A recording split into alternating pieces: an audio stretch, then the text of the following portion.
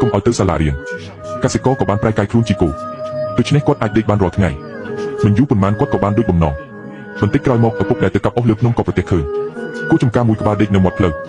មិនបានស្គាល់តតែសោះថានេះគឺជាកូនប្រុសរបស់គាត់ឈ្មោះបាំងគូគាត់មិនបានគិតច្រើនទេក៏វាគូតគូតិចប្រញាប់ឲ្យវាត្រឡប់ទៅផ្ទះវិញព្រឹកព្រលឹមថ្ងៃបន្ទាប់កសិករក៏នាំគោចំការធំនោះទៅភ្ជួរស្រែប៉ុន្តែគាត់ក៏បានឃើញថាចំណីក្នុងចានចំណីមិនបានថយចុះបន្តិចសោះគោចំការក៏ស្រែកហៅម៉ាក់យំរអ៊ូថាចង់ត្រឡប់ទៅដេកទៀតចំណែកបាំងគូម្នាក់ទៀតក៏ហ៊ាននឹងចេញទៅសាលារៀនដែរគោចំការចាស់នោះក៏មើលទៅស្នាមញញឹមដោយកិរិយារីករាយរបស់គេក៏មានការស្ដាយក្រោយបន្តិចប៉ុន្តែលើនេះគាត់បែបនេះទៅហើយក៏បានត្រឹមតែទ្រាំធ្វើការប៉ុណ្ណោះអ្វីដែលគាត់នឹកស្មានមិនដល់នោះគឺក្នុងនាមជាគោ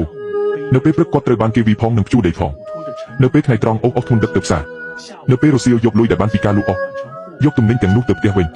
ការមីញឹកពេញមួយថ្ងៃធ្វើឲ្យគាត់អស់កម្លាំងទុនជើងលុតជង្គង់ទៅនឹងដីតែម្ដងទំនិញពេញមួយរទេះបាត់បង់អស់ទៅហើយសំណាងល្អដែលឪពុកមិនមានរបួសអ្វីគ្រាន់តែគួរឲ្យសោកស្ដាយការខិតខំពេញមួយថ្ងៃត្រូវអត់ប្រយោជន៍ពេលប្រឡប់គោធំចង់ត្រឡប់ទៅបន្ទប់របស់គាត់វិញតែត្រូវឪពុកអូសទាញចូលទៅក្នុងក្រោលវិញក្មេងប្រុសត្រឡប់ទៅផ្ទះស្បូវវិញដោយស្ងៀមស្ងាត់ពេលឃើញម្ដាយកាន់ចានចំណីចម្រុះមួយចានចាក់ចូលទៅក្នុងស្នូកចំណីក៏យំធ្ងន់មិនឈប់រួចក៏ដេកយំនៅលើដីតែម្ដងគាត់បន្ទោសម្ដាយម្ដេចក៏មិនស្គាល់កូនបង្កើតរបស់ខ្លួនឯងសោះអីចឹងឪពុកដែលមិនដឹងរឿងក៏អ៊ូឡើងថាបើគោធំនៅតែបែបនេះបន្តទៀតច្បាស់ជាត្រូវអូសយកទៅលក់ហើយ